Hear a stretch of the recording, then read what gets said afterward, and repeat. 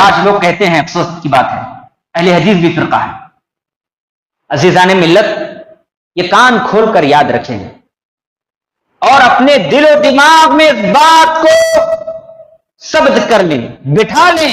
اہل حدیث کوئی فرقہ نہیں ہے، یہ جماعت ہے، یہ ملت ہے، یہ محمد رسول اللہ صلی اللہ علیہ وسلم کی تعلیمات پر چلنے والی اس روئے زمین پر اگر کوئی سچی جماعت ہے تو وہ جماعت اہل حدیث ہے۔ آپ غور کیجئے گا، جب حنفی کہا جاتا ہے تو ہمارا ذہن و دماغ ابو حنیفہ رحمۃ اللہ علیہ کی طرف جاتا ہے،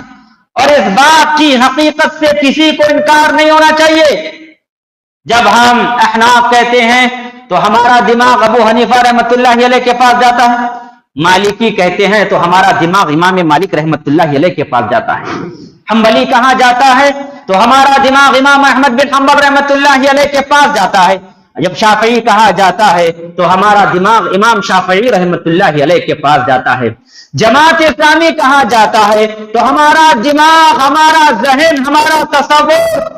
مولانا مودودی کی طرف جاتا ہے، تبلیغ کہا جاتا ہے تو ہمارا دماغ زکریا کاندلوی یا اسی طرح کے لوگوں کے پاس جاتا ہے، بریلوی کہا جاتا ہے تو ہمارا دماغ امام احمد خان رضا خان بریلوی کی طرف جاتا ہے، جہمیہ کہا جاتا ہے تو جہم بن صفوان کے پاس جاتا ہے، قدریہ کہا جاتا ہے تو اس کا گڑنے والا جو اس کا فرقہ پیدا کیا ہے اس کی طرف ہمارا دماغ جاتا ہے، شیعہ جب ذہن میں آتا ہے تو خوارج ذہن میں آتے ہیں، لیکن یاد رکھو جب جماعت اہل حدیث کہا جاتا ہے سچے دل سے بتاؤ، اپنے سینے پر ہاتھ رکھ کر بتاؤ، اہل حدیث کہنے کے بعد کس شخصیت کی طرف آپ کا دماغ جاتا ہے، کس شخصیت کی طرف آپ کا رجحان جاتا ہے؟ یقیناً ہاں، جب اہل حدیث کہا جاتا ہے تو ہمارا تصور، ہمارا ذہن پیارے نبی محمد رسول اللہ صلی اللہ علیہ وسلم کی طرف جاتا ہے، اس لیے کہ اہل حدیث شخصیت کی بات نہیں کرتا،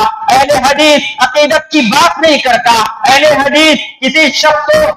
شخص کی بات کو ماننے کی بات نہیں کرتا، اطیعوا اللہ و اطیعوا الرسول، اہل حدیث ڈنکے کی چوٹ پر کھل کر لوگوں کے سامنے برملا یہ اظہار کرتا ہے، اہل حدیث کے دو ہی اصول، اطیعوا اللہ و اطیعوا الرسول۔ اگر کسی امام کا قول پیارے نبی علیہ السلام کے خلاف آ جائے تو اہل حدیث ڈنکے کی چوٹ پر اس امام کے قول کو چھوڑ دیتا ہے اور اماموں کے امام محمد رسول اللہ صلی اللہ علیہ وسلم کی بات کو اپناتا ہے۔ یہ ہے اہل حدیث جو تفرقہ نہیں ہے، فرقہ بازی نہیں ہے، بلکہ ایک جماعت ہے، ملت ہے، اور